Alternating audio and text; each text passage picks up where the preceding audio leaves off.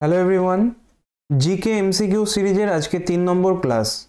এর আগের ক্লাসগুলো যারা দেখোনি তারা ডেসক্রিপশনে দেওয়া লিঙ্ক থেকে অথবা কমেন্ট বক্সে আমি পিন করে দেব, সেখান থেকে দেখে নিও। আজকের প্রথম প্রশ্ন, 21শে জুন তারিখে কি হয়? মকর সংক্রান্তি না কর্কট সংক্রান্তি, জলবিষুব না মহাবিষুব? চারটে ডেটই তোমাদের এক্সাম পার্সপেক্টিভে খুবই ইম্পর্টেন্ট। 21শে জুন হবে কর্কট সংক্রান্তি।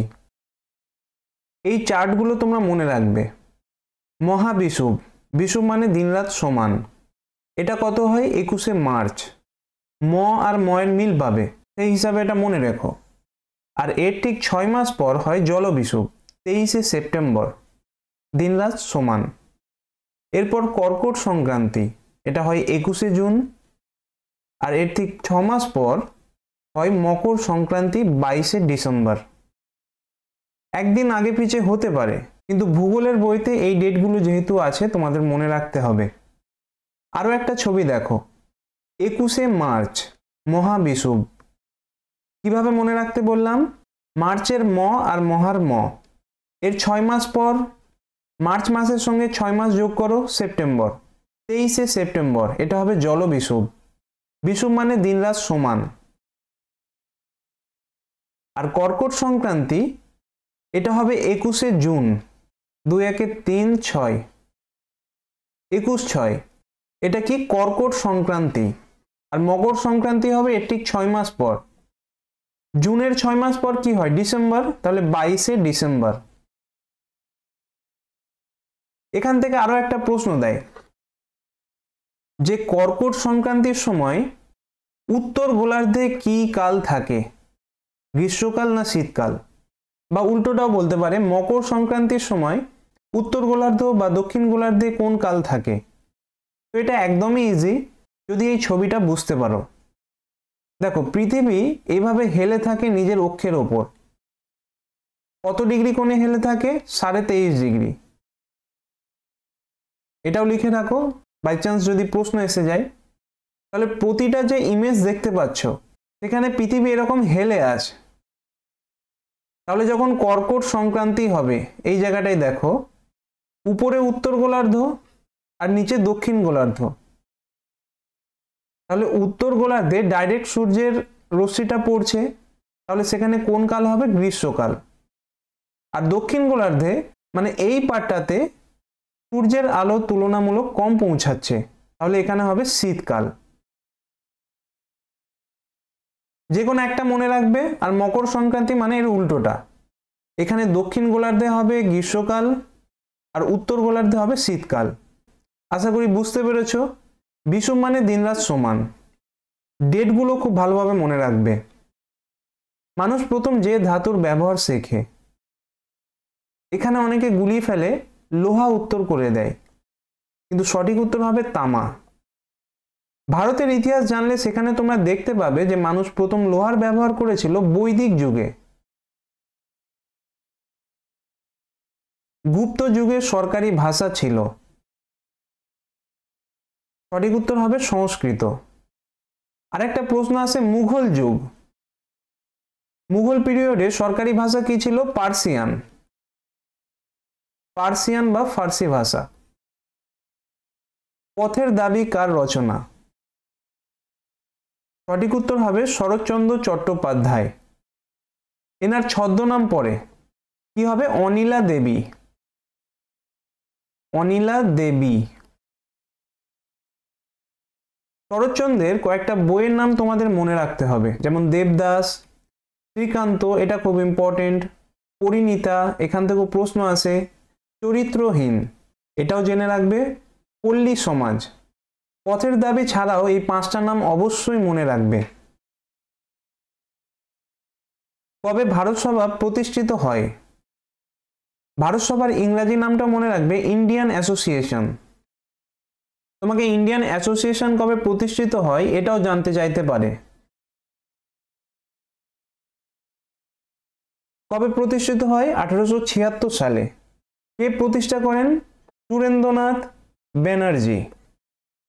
যদি অপশনে সুরেন্দ্রনাথ ব্যানার্জি না পাও তাহলে পাবে আনন্দমোহন বসু।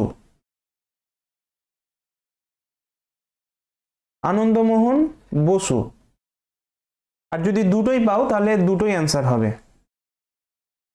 কোথায় প্রতিষ্ঠা হয়? কলকাতা। তাহলে ইন্ডিয়ান অ্যাসোসিয়েশন বা ভারত সভা 1876 সালে প্রতিষ্ঠা হয়, আর এটাই 1885 সালে আইএনসি ইন্ডিয়ান ন্যাশনাল কংগ্রেসের সঙ্গে যুক্ত হয়ে যায়। আচ্ছা, ইন্ডিয়ান অ্যাসোসিয়েশন থেকে আরো একটা নাম মনে রাখো, একাডেমিক অ্যাসোসিয়েশন। এটাকে প্রতিষ্ঠা করেছিলেন ডিরোজিও।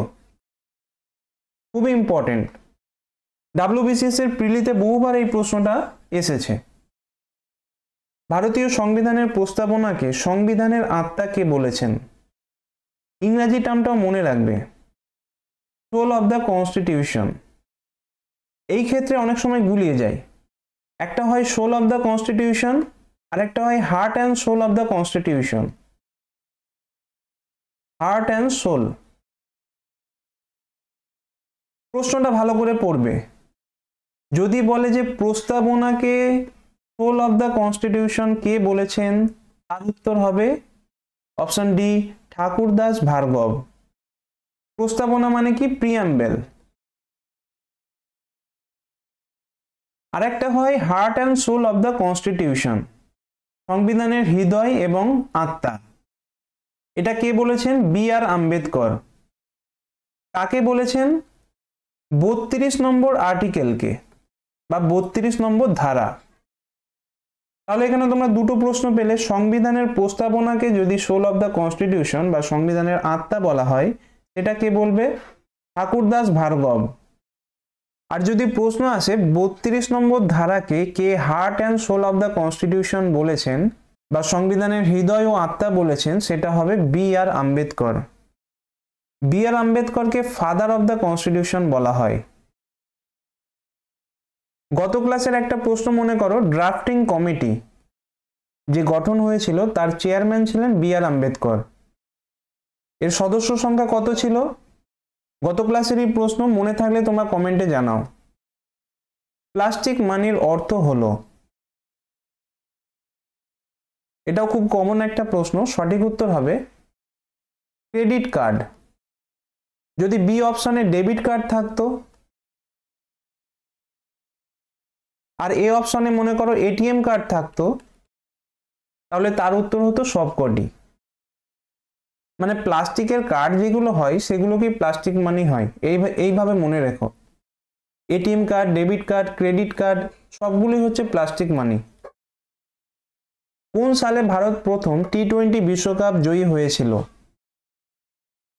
আর একটা প্রশ্ন, প্রথম টি-20 বিশ্বকাপ কবে হয়েছিল, মানে কোন বছর? দুটোর উত্তর একই হবে, কারণ ওই বছর ভারত জয়ী হয়েছিল। সঠিক উত্তর হবে 2007। আর কোন টি-20 বিশ্বকাপ ভারত জয়ী হয়? 2024 সালে, গত বছর। ভারত ওডিআই বিশ্বকাপ, ওয়ানডে ইন্টারন্যাশনাল ওয়ার্ল্ড কাপ কতবার জিতেছে? 2 বার। একটা 1983, যেটা 3 নম্বর বিশ্বকাপ, আর একটা 2011 সাল। ওস্তাদ জাকির হোসেন নিচের কোন বাদ্যযন্ত্রের বাদক? খুবই ইম্পর্টেন্ট একটা প্রশ্ন, যেহেতু ইনি কিছুদিন আগে মারা গিয়েছেন, এনার সম্পর্কে প্রত্যেকটা ইনফরমেশন জেনে রাখবে। আপকামিং এক্সামগুলোতে এখান থেকে প্রশ্ন আসবেই। জাকির হোসেন সঠিক উত্তর কি হবে? তবলা। এনার বাবার নামটাও জেনে রাখো, আল্লাহ রাখা। ইনিও খুব ফেমাস তবলা বাদক। জাকির হোসেনের অ্যাওয়ার্ডগুলো আমি এখানে দিয়েছি, বাম দিকে বাংলা, ডান দিকে ইংরাজি, যার যেটা সুবিধা পড়ে নিও। সব থেকে যেটা ইম্পর্টেন্ট, 2023 সালে পদ্মবিভূষণ এই পুরস্কার পান। 2024 সালে গ্র্যামি অ্যাওয়ার্ড পেয়েছেন। বাংলাটা দেখো, 3টে গ্র্যামি অ্যাওয়ার্ড। প্রশ্ন আসবে ইনি টোটাল কতগুলো গ্র্যামি অ্যাওয়ার্ড পেয়েছেন, তো সেটা হবে 5টা।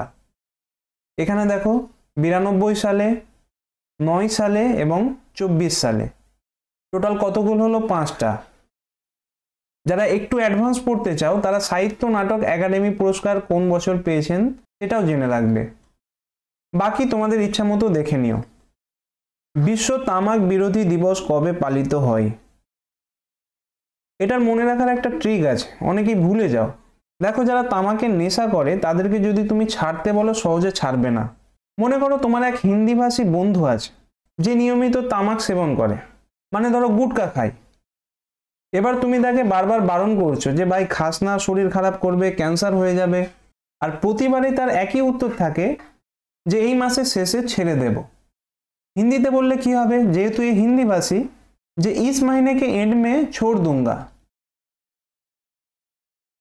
তো এন্ড মে এই কথাটা মনে রাখো, মে মাসের এন্ড অর্থাৎ 31 তারিখ। আশা করছি আজকের পর আর ভুলবে না। তাহলে বিশ্ব তামাক বিরোধী দিবস সঠিক উত্তর হবে 31শে মে। তামাক থেকে এটাও জেনে রাখো যে বিশ্ব ক্যান্সার দিবস এটা কোন দিন হয়। এটারও মনে রাখার ট্রিক আছে। ক্যান্সারের 4টে স্টেজ, তাহলে 4ই ফেব্রুয়ারি। 4ই ফেব্রুয়ারি বিশ্ব ক্যান্সার দিবস। আর তামাক বিরোধী দিবস ইংরেজিটা হবে নো টোব্যাকো ডে, এটা হবে 31শে মে। চলো আজকের ক্লাস এই পর্যন্তই। নেক্সট ক্লাসে আরো কিছু ইম্পর্টেন্ট জিকে নিয়ে আলোচনা করব। Thank you.